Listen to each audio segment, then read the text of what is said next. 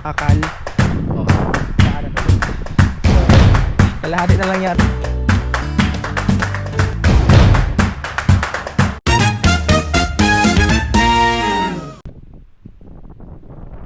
Napalayas na tayo ng gods.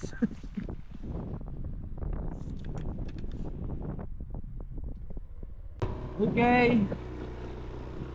Ayun. Fail yung ating blazing mountain of Ayun. Oh, grabe.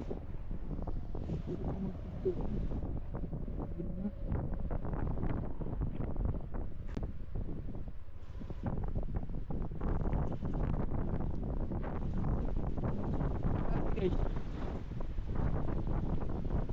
Pero hanggang dito lang siya eh. Hindi siya na bukod dun sa bis na bababa na ako, napahinto na.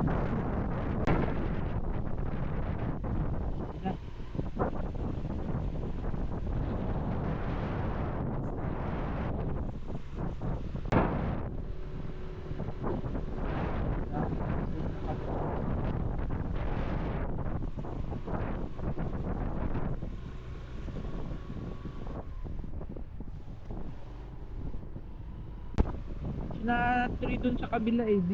Hanggang dyan lang.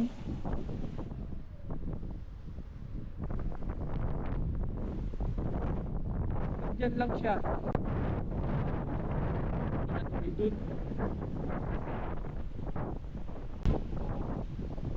Oh. Oh. Saan ka pa?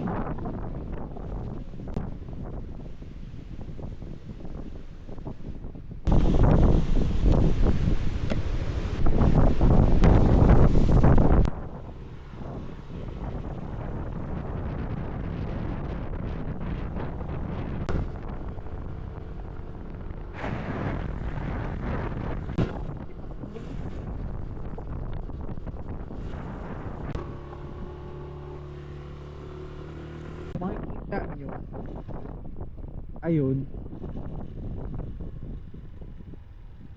ayun no, tatawid ko lang motor ko, tatawid ko lang, papakita ko sa inyo kung gaano kadelikado ang litik na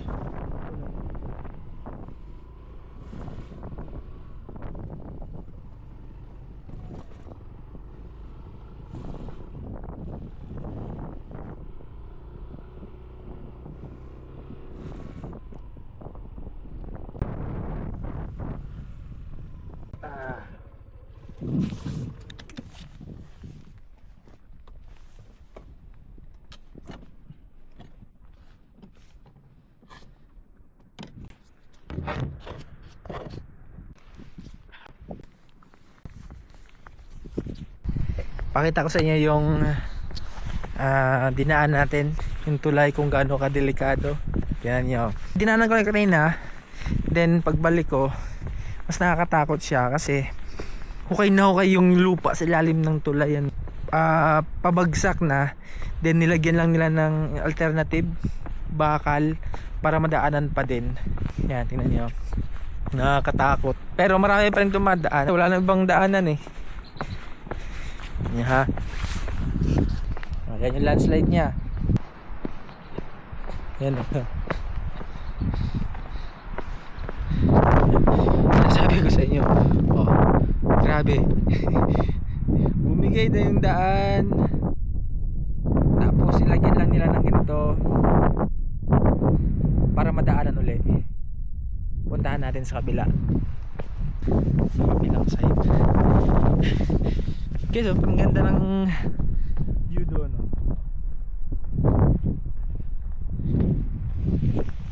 Kaso yung blazing mountain ang hindi natin makikita. Sobrang lakas ng hangin, fog din. Ito. Oh.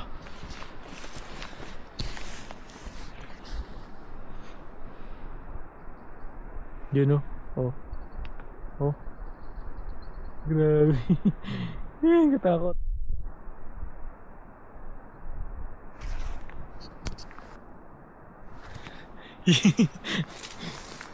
Pero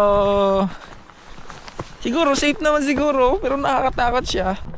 No choice, wala madadaanan, dito lang dadaanan natin. Ano kahukay yung ilalim ng parting ito? kalahati kalahati na lang yata yun eh, ganun, no? So ayun, fail yung ating Blazing Mountain. Sabagay, hindi lang naman tayo yung nag-fail doon, marami din naman. Kaso yung iba, pailang ulit nang bumalik, no? Kaya siguro na titsempohan nilang talagang clear. Walang clouds, walang fog, walang ulan. Sa atin, minalas tayo, first time natin dito. Hindi nagpakita si Mount Kilang. Mount Kilang pala talaga pangalan niya. So nabansagan lang siyang Blazing Mountain of the Gods dahil sa kanyang mga hangking ganda, yung kanyang tanawin, makapigil hininga, lumalagablab, nakabundukan ng mga Diyos. Yan. Pero pagod. Ayun ang motor natin. So far safe tayo. Kailangan play safe lang. Mili pa tayong uuwian. Itong trip natin na ito ay magiging core memory lang dapat sa atin. Dapat safe lang palagi. So ayun, bababa na tayo ng Solsona. Diretso tayo ng Lawag sa Viaduct, patapos Viaduct. Yun ay napuntahan na natin last sa dekada na nakaraan, 10 years ago. Puntahan natin siya, pabulingan lang natin. Tapos ikot tayo ng Cagayan, Tugigaraw.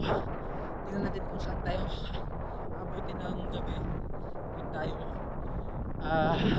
i-stay ng buong gabi. Kasi guys, mahirap bumiyahe ng gabi talaga. Gawa ng wala pang level. Hindi natin pinalagyan kasi under warranty pa siya. Ano, sayang naman baka kung anong mangyari sa motor, kung biglang nagkasira, maayos pa ng kaso ang pinagkuhaan natin, ano. So yun, let's go. Hindi pa ako kumakain, hindi pa ako nagmaski kape, wala pa. Dumiretso lang ako dito kasi talagang hype na hype ako makita itong Blazing Mountain of the Gods. Kaso bigo tayo. Next time na lang ulit, sana may kasama na tayo sa susunod na punta. Yoo! Ride out. Joke lang.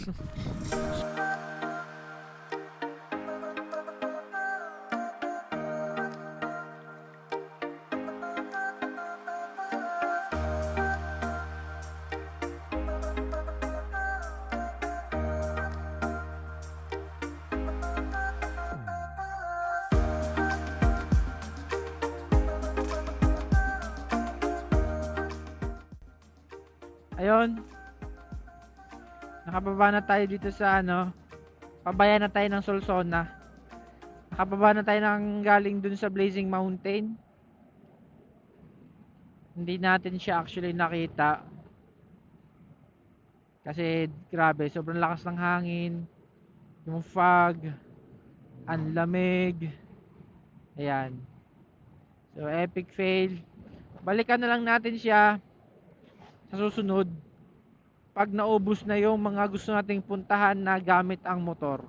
Yan, dami kasi natin gustong puntahan, i-rides.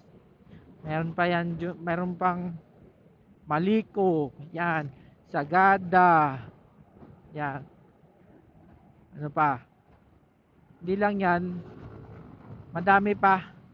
Pag naubos natin puntahan lahat yan, balikan natin yung Blazing Mountain. Hindi natin titigilan yan hanggat hindi natin nakikita talaga mismo. Then pag malaki na yung anak ko, si Natnat, pag na-appreciate niya na yung nature, dadalhin ko ulit din siya dyan. Oh, ang ganda ng daan talaga dito. Shish!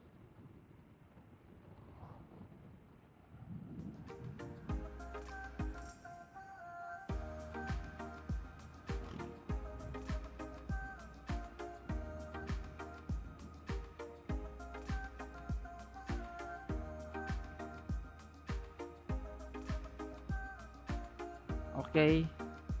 Ito na yung bayan ng Solsona. Yan.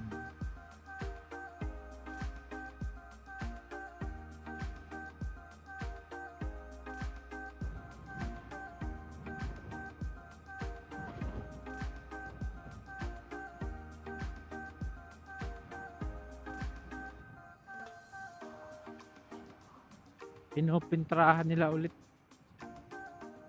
Yun. Para bago ulit.